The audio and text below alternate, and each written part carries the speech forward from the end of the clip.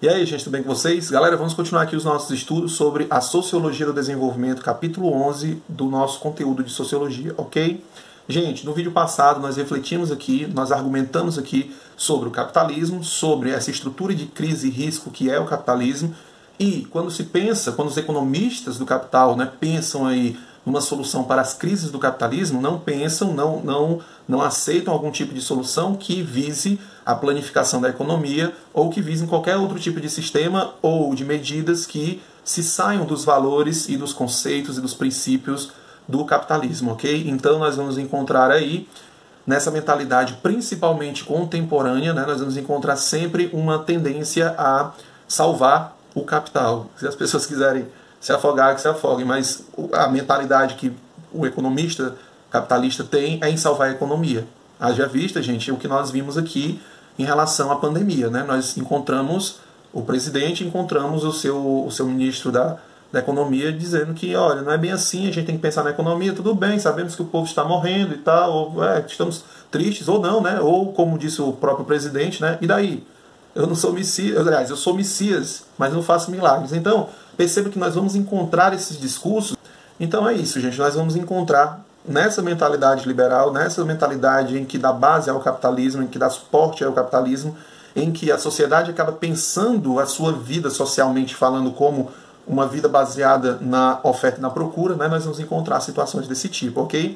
E aí nós vamos repensar, então nós temos que trabalhar isso aqui, a importância de trabalhar a sociologia do desenvolvimento é justamente isso, nós temos que pensar sobre novas condições de vida, nós temos que pensar sobre o desenvolvimento humano, um desenvolvimento salutar, um desenvolvimento em que proporcione aos indivíduos um bem-estar social legal, ok?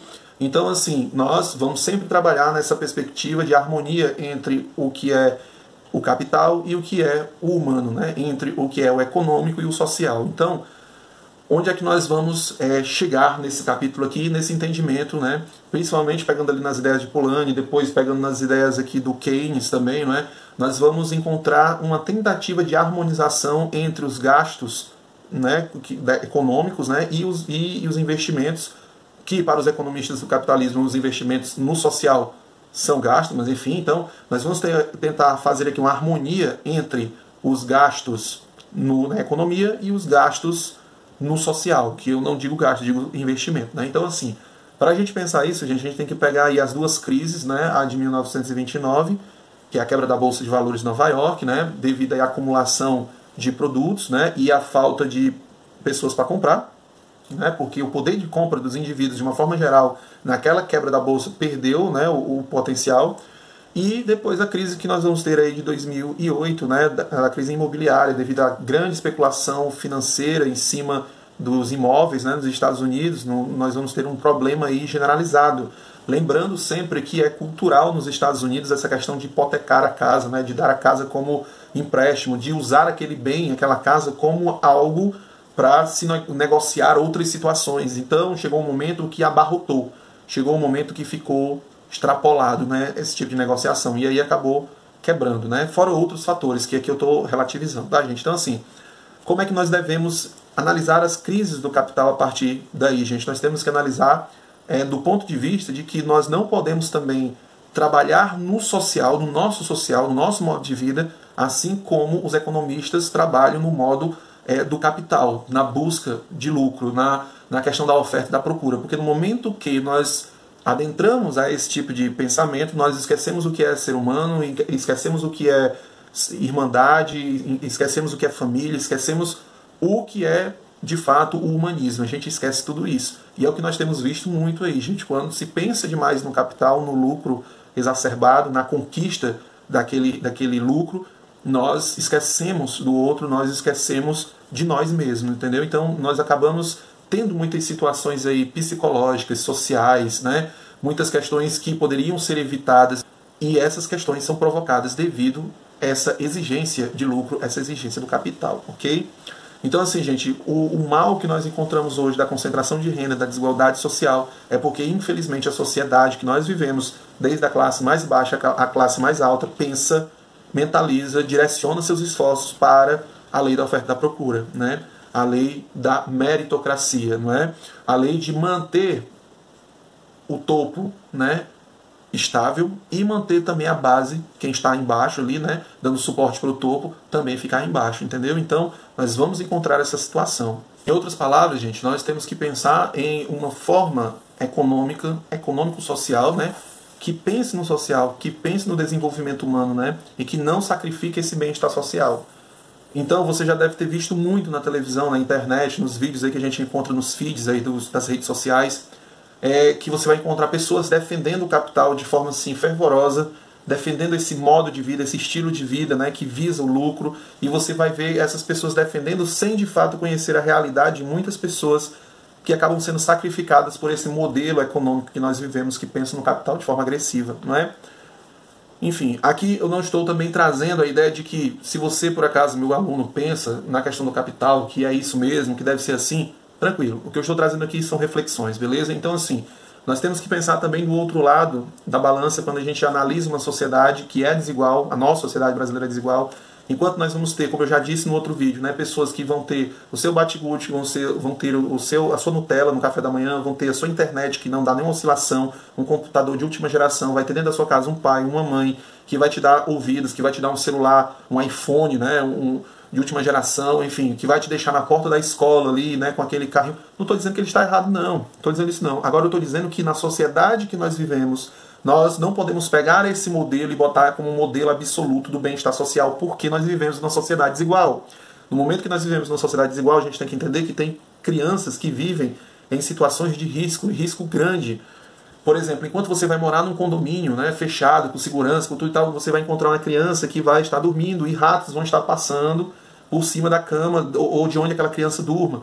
A criança vai estar deitada ali, vai estar morando ali num barraco e tudo, e a água com dejetos descendo debaixo da casa dela, entendeu? Então, você vai ter uma criança que vai acordar e não vai ter o que comer, vai ter que ir para a rua trabalhar para poder comer aquilo dali. E aí você compara, no modo de vida capitalista que nós estamos vivendo, essas duas situações, e a gente começa a entender que as políticas públicas de desenvolvimento humano, como Bolsa Escola, Bolsa Família, enfim, são importantíssimas para dar um pouco de suporte para essa criança, não é? Um pouco de estabilidade para essa criança. Entendeu? Então, assim, gente, eu estou falando isso aqui não é desabafo não, entendeu? É simplesmente um entendimento reflexivo para a gente poder fazer discussões, né? Para a gente poder trabalhar numa dissertação, por exemplo, ok? Então, assim, gente, todas essas crises trazem lições para a gente, né? Trazem um tipo de olhar diferenciado no sistema, né? No que acontece. Por exemplo, gente, quando a gente vai falar da crise de 1929, tá? Traz outras propostas, né? Trazem aí um outro tipo de planejamento econômico, né? Que no caso de 1929, ali nos Estados Unidos, os Estados Unidos planejaram uma outra forma de atitude econômica, entendeu? Então, assim, é importante a gente evidenciar, né, que esse país símbolo do capitalismo pensou em algo que hoje é estranho, por exemplo, para os Estados Unidos, certo? Que é pensar na questão do social, né? Pensar na questão do humano. E quando eu digo isso para você, gente, eu trago de forma assim, a comparar, por exemplo, nós assistimos às séries de TV, né, americanas que tem aquele hospital de última geração e tudo e tal, não é? E a gente olha para a nossa realidade aqui do SUS, né? A gente olha e diz, eu queria que o meu país fosse dessa forma e tudo. Só que a gente se esquece, gente, que nos Estados Unidos não existe uma rede pública de saúde, ok? Então, assim, os Estados Unidos, nessa pandemia, por exemplo, tiveram que repensar a questão do público, né? E mesmo assim tiveram casos, né? Tiveram casos de pessoas que passaram aí por tratamento da Covid nos Estados Unidos e receberam uma conta em casa de $1 milhão. Sim, né? Então, assim, aqui no SUS temos boa parte da estrutura do SUS, né, precarizada, mas temos algo público, né? Então, assim, nos Estados Unidos, por isso que eu disse que é estranho para os Estados Unidos, como aconteceu em 1929, nós vamos ter aí o plano New Deal, certo? Que vai trabalhar o quê? Que vai ser a intervenção pública, né, a intervenção estatal na economia estadunidense, gente, tá? E New Deal quer dizer o quê? Novo acordo, né? E tornava o quê? Qual era a função, qual era o objetivo que o New Deal tocava, né? Onde era que ele se fundamentava, qual era a proposta, né, dele, né? Era um modelo, gente, assim, que trazia uma proposta ao capitalismo, né, no momento que o capitalismo estava em crise, né, de uma intervenção do Estado, né? Então, gente, nós vamos ter o New Deal, que vai ser uma proposta, uma resposta do capitalismo para o capitalismo, ok? Que tem como objetivo a intervenção do Estado na economia.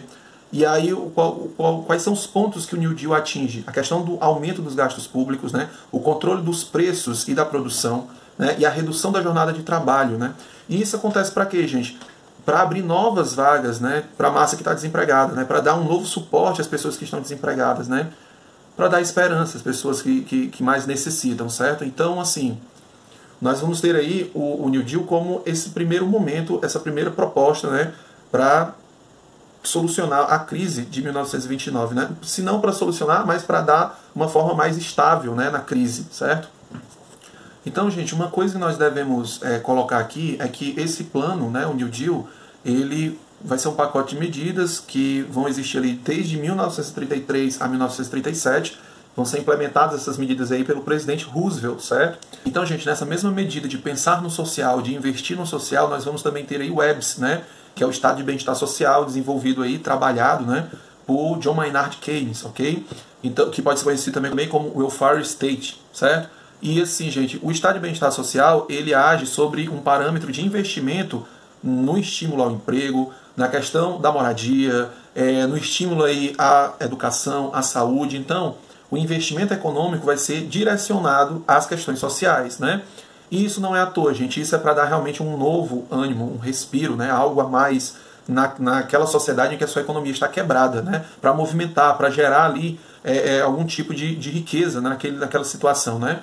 Então, assim, aos poucos a economia ia se tornando produtiva novamente com esses investimentos, né? Porque no momento que você tem os incentivos ao emprego, no momento que vocês têm um plano, né, de redução de carga horária, quando você tem um plano ali na questão do ensino, da saúde, da segurança, então, aos poucos, nós vamos ter aí, gente, a economia se revigorando, não é?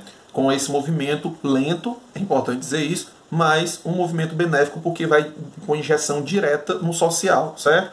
Então, assim, gente, falando do keynesianismo, falando de John Maynard Keynes, tem um tópico aqui importante no nosso livro, que é importante fazer uma leitura e uma reflexão simples para a gente encerrar o nosso conteúdo, ok? Então, segundo aqui o nosso livro, nós temos aqui na página 266, segundo o entendimento do keynesianismo, o Estado deveria investir em 3 pontos, ok? O econômico, o social e o administrativo. Só de forma sucinta, certo? O econômico, né, na produção capitalista, estimulando a poupança, promovendo aí o desenvolvimento econômico, corrigindo possíveis distorções do mercado, enfim. E depois nós temos na área social, promovendo políticas públicas que garantiriam ao cidadão acesso universal a direitos sociais, como educação e saúde, né? Enfim, vou parar aí. E na questão administrativa, onde nós vamos ter, manteria o controle do funcionamento interno do Estado por meio de uma burocracia tecnicamente qualificada e com tarefas definidas, ok? Então é importante a gente pensar aqui, ó, que o keynesianismo ele pensa de fato numa administração profissional, né? E pensa que também não só na administração por si, só de administração, mas na economia e no investimento nos setores sociais de forma profissional, de forma responsável, ok? Beleza? Gente, o vídeo ficou longo novamente, vamos parar aqui, tá bom? E vamos na próxima aula falar aqui sobre as teorias do subdesenvolvimento, ok? Então, gente, até a próxima, fiquem bem, até depois, um abraço, toca na mão do Pai e vai!